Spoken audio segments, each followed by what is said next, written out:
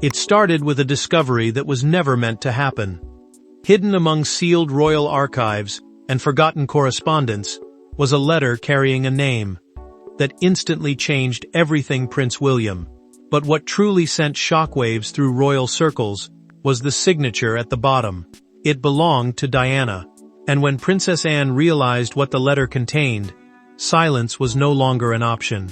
Before we go deeper into what this really means for the royal family, make sure to subscribe so you don't miss a single update.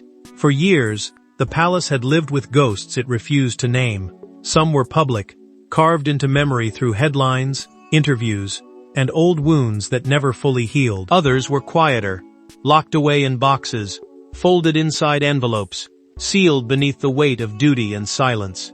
But according to reports circulating through royal circles, a routine review of archived correspondence uncovered something that was never supposed to surface in this moment: a sealed letter from Diana, addressed not to the institution, not to the crown, but directly to Prince William. That detail alone was enough to freeze the room, because in the House of Windsor, a letter is never just paper. It can be a warning, a confession, a final act of protection from someone who understood better than anyone how cold palace walls could become. Princess Anne was reportedly informed before the discovery moved through wider official channels, and that decision was no accident. Anne has long been seen as the iron-willed guardian of royal discipline, the one person capable of reading danger before others admit it exists. At first, efforts were made to keep the matter contained, wrapped in the familiar language of privacy and procedure. But the problem was not simply that Diana had written to William. It was what the letter appeared to touch: succession, duty, trust, and the burden waiting for him long before he was ready to carry it. As Anne read deeper, concern turned into something sharper. Why had this letter stayed hidden for decades? Who decided William should not see it? And why was it appearing now, when the monarchy was already under pressure from illness, rivalry, and old unresolved betrayals? The discovery did not feel like a forgotten relic. It felt like a key being turned in a locked door. And once that door opened, the palace could no longer pretend the past was safely buried. But discovering the letter was only the beginning, because its contents threatened to reopen wounds the monarchy had spent years trying to bury. For years, Diana's voice survived only through interviews, memories, and public records. Yet this letter appeared to offer something entirely different: a private message never intended for public eyes. And according to those familiar with the discovery, the words inside carried a warning that felt eerily relevant today. In the years before Diana's name became a permanent shadow over the monarchy, there were moments when her fears were not loud, but deeply personal. She had seen the machinery of the palace from the inside. She understood how silence could be used like protection, and how protection could sometimes become a prison. That is why this letter, reportedly written with William's future in mind, struck senior royals with such force. It was not just emotional, with strategic. It appeared to speak from a mother to a son, but also from a woman who had learned exactly how royal power worked when affection, duty, and control collided. According to those familiar with the document, Diana's words did not sound like bitterness. They sounded like warning. A warning that William would one day carry more than a title.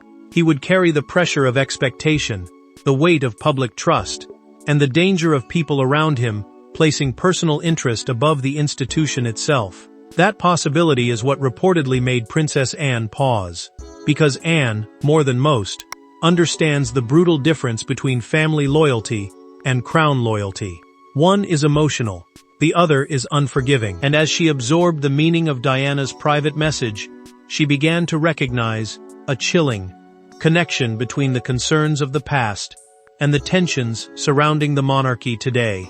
Charles's health, William's growing influence, Catherine's quiet strength, and the constant struggle over who truly protects the future of the House of Windsor all seemed to circle the same hidden truth. The letter was becoming more than a memory. It was becoming evidence of an old fear returning at the worst possible time. Behind palace doors, trusted advisors reportedly began debating whether King Charles should be told immediately or whether the matter should first be secured, reviewed, and contained. But containment was already failing. Once the document reached the attention of those who understood its historical weight, curiosity turned into alarm. Diana's words had survived years of silence, and now they seemed to be speaking directly into the present crisis. As more eyes turned toward Diana's hidden message, one question grew impossible to ignore. Why had it been kept from William for so long? Every sealed document has a story, but this one seemed wrapped in layer after layer of royal secrecy. The deeper officials looked into its history, the more troubling the timeline became. Someone had made sure this letter stayed buried. What began as a quiet archival discovery quickly turned into something far more dangerous. According to reports, once trusted officials began tracing how Diana's letter entered secure royal records. The paper trail did not move cleanly. It bent. It vanished. It returned under different handling notes, guarded by vague instructions and unexplained gaps that made even experienced aides uneasy. In royal administration, nothing disappears by accident. Every letter, every seal, every file has a path, and when that path breaks, it usually means someone powerful wanted distance from the truth. The first concern was simple. Who received the letter after Diana's death? And who decided it should be kept away from William? But the deeper officials looked, the less simple it became. Some records reportedly suggested the letter had been placed under private protection. Others hinted it had been reviewed more than once across different royal administrations. That possibility changed the entire mood. Because if multiple offices had known of its existence, then the silence surrounding it was not a mistake. It was a decision, repeated again and again. Princess Anne, already disturbed by the contents, reportedly grew increasingly frustrated as explanations shifted. One aide suggested it had been sealed for emotional protection. Another pointed toward legal caution. A third claimed the document had fallen into a category of sensitive family correspondence that required no active disclosure. But to Anne, those answers only deepened the problem. Protection from what? Caution for whom? And why should a mother's private message to her son be treated like a threat to the crown? The questions began moving through palace corridors with quiet force, unsettling those who had long relied on silence as a shield. Because Diana's letter was no longer only about William's inheritance of duty, it was about control. It was about who inside the monarchy had the right to decide what truths the heir could carry. And the more the timeline unraveled, the more it seemed that someone, perhaps more than one person, had feared what Diana's words might awaken in him. Not anger alone, not grief alone, but clarity. A clarity that could challenge old decisions, expose buried loyalties, and force the family to confront the uncomfortable truth that some secrets survive not because they are forgotten, but because they are deliberately guarded. And when those unanswered questions finally reached King Charles, the atmosphere inside the palace shifted dramatically. Princess Anne has never been known for dramatic gestures, but this time was different. Faced with a letter carrying Diana's final thoughts for William, she reportedly demanded answers directly from her brother, and what followed became one of the most uncomfortable conversations in recent royal memory. By the time Anne requested a private meeting with King Charles, the matter had already moved beyond a forgotten family document. It had become a test of trust. Reports suggest Anne did not approach the king with anger alone, but with the cold discipline of someone who believed the crown had crossed a dangerous line. The hidden letter was no longer just Diana's voice from the past. It was proof that William may have been kept from something deeply personal, something meant to guide him through the very future he was now preparing to inherit. Charles, according to those familiar with the exchange, was caught off guard not only by the discovery, but by Anne's refusal to let it disappear into another quiet review. For years, their bond had survived duty, grief, pressure, and the heavy shadow of their mother's reign. But this conversation reportedly dragged old tensions back into the room with brutal force. Diana, William, the past, the choices made after her death, the silence that followed. Anne's argument was said to be direct and unforgiving. William deserved complete transparency, not filtered truth, not carefully managed truth, the full truth, because the future king could not be expected to carry the monarchy's burden while being denied a message his own mother had left for him. Advisors close to the palace reportedly feared the confrontation could expose divisions that had been carefully hidden behind public unity. If word spread that Diana's letter had been buried, the damage would not simply be emotional, it would raise questions about judgment, protection, and power inside the royal household. Charles, already under immense strain, now faced a decision that cut straight through family loyalty and royal survival. To keep the letter contained would protect the institution in the short term, but risk betraying William in the deepest way. To release it fully to him would honor Diana's intent, but open old wounds that some inside the palace had spent decades trying to seal. And in that tense silence between brother and sister, the monarchy's greatest weakness stood exposed. A family built on duty, yet haunted by the secrets it used to survive. Yet the most explosive moment was still ahead, because the question of what to do next divided the palace like never before. No royal briefing could prepare William for what he was about to hear. For decades, the letter existed in silence. Now, the future king stood at the center of a mystery, tied directly to his mother's final wishes. When William was privately informed about the discovery, the impact reportedly moved through his closest circle like a shockwave. This was not another palace file, not another historical note placed before him with careful language and controlled meaning. It was Diana. It was his mother's voice, sealed away through years of silence, now returning with a message meant for him alone. Those familiar with the moment suggest the letter felt deeply personal, yet impossible to separate from the crown. That was what made it so painful. It seemed to speak to William not only as a son, but as the man Diana knew would one day carry the future of the monarchy on his shoulders. References to duty, legacy, and the danger of misplaced trust reportedly struck with brutal force, especially at a time when William was already stepping further into leadership as Charles faced pressure and the institution looked toward its next chapter. Catherine, according to insiders, became one of his quietest and strongest confidants. She understood the burden without turning it into spectacle. She knew that William was not simply reading old words. He was being pulled back into grief, while being pushed forward into destiny. Around them, advisors began discussing what should happen to the document next. Should it remain sealed as private family correspondence? Should it be preserved under special protection? Should William alone control its future? And, most dangerous of all, should any portion ever be released if the public learned of its existence? Each option carried risk. To hide it again could look like another betrayal. To reveal it could ignite a storm no palace office could manage. William's inner circle reportedly understood that the letter had changed the balance. It gave emotional weight to questions that had long been treated as administrative decisions. Who protects the heir from hidden truths? Who decides what a future king is allowed to know? And how much of Diana's legacy still rests in documents the monarchy has never fully faced?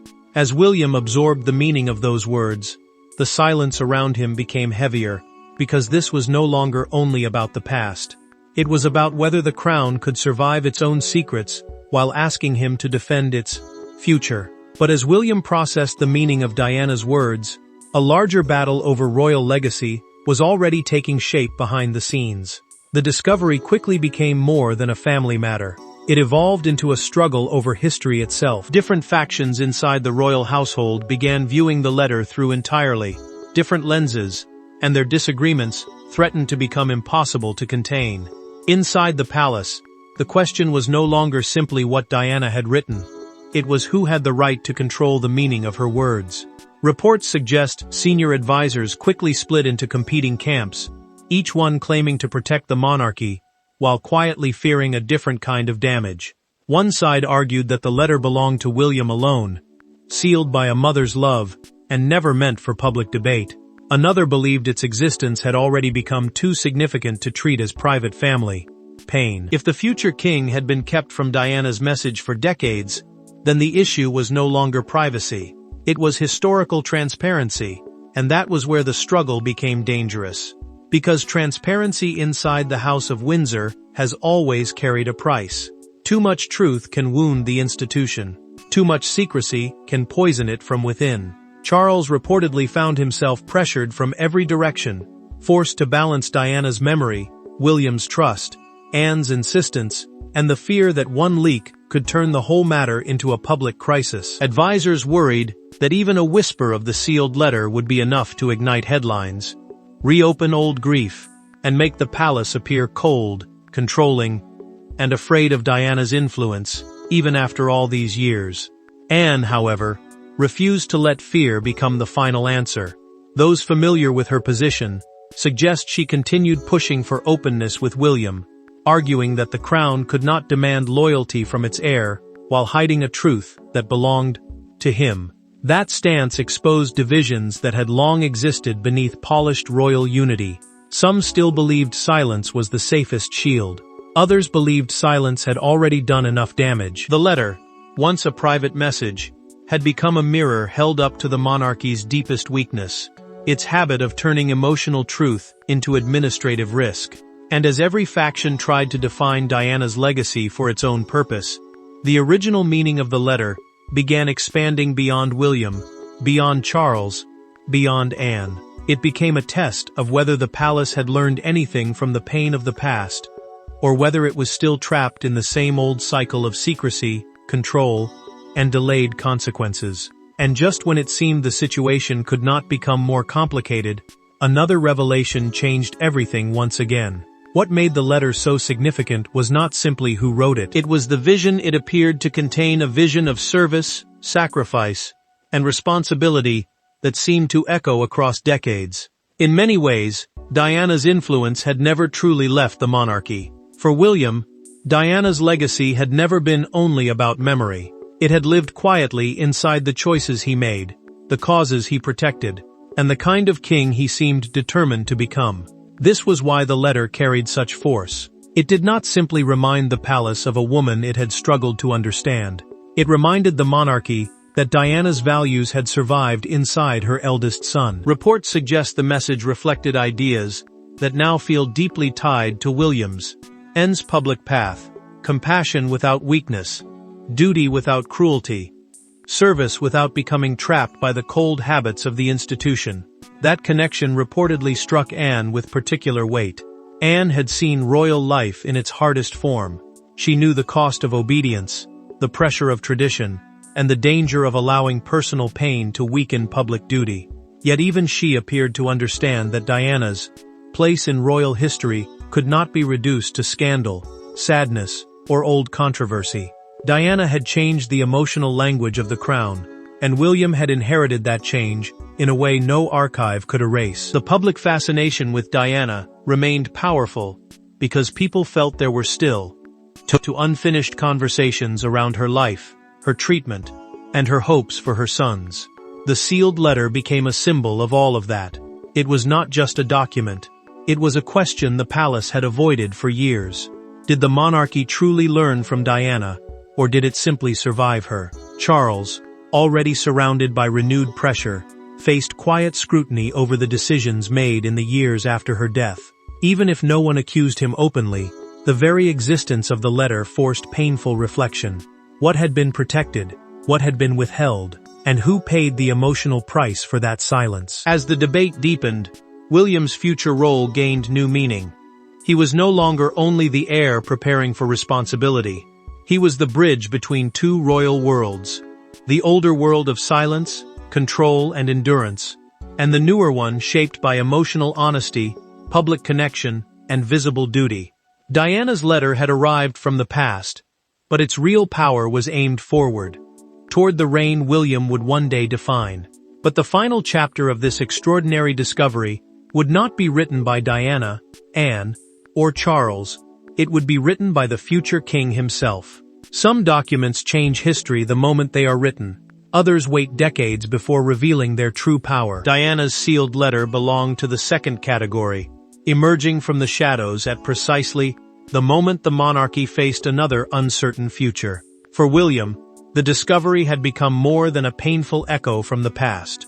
It had become a responsibility. Reports suggest he began reflecting not only on what Diana wanted him to understand, but on what kind of future he would one day build from that understanding. The letter had reached him late, perhaps far too late, but Anne reportedly believed it had finally found its rightful place. Not in an archive, not behind guarded language, but with the sun it had always been meant to guide. Charles, aware of the emotional damage that could still spread, sought to steady the family before the matter hardened into another permanent wound. Yet even his efforts could not erase the larger truth now facing the monarchy. Diana's message had opened a conversation about legacy that no royal office could fully control. Questions remained over whether portions of the letter might one day become public, whether it should be preserved under William's authority, and whether the palace would ever explain why it remained hidden for so long. But beneath those questions was something even deeper. The crown was entering a new phase, shaped by old truths. William stood at the edge of that future, carrying not only duty, but memory. Anne had forced the issue into the open, because she understood that silence can protect a family for a season, but it cannot protect a monarchy forever. Charles had to face the cost of past decisions, and Diana, even in absence, seemed to remain a powerful force in the story of the next generation. Her influence did not return through speeches or ceremony. It returned through a sealed message, through a son's private reckoning, and through the painful realization that legacy is never truly buried. It waits, it watches, and when the time comes, it demands to be heard. For William, the letter may become a quiet compass, reminding him that leadership is not measured only by control, tradition, or titles, but by courage, honesty, and the ability to protect the people behind the crown as fiercely as the institution itself. And while the palace may eventually close the file on Diana's sealed letter, the questions it raised about trust, duty, and legacy could echo through the royal family for years to come. Thanks for watching. Please don't forget to like and subscribe, and we will see you in next one.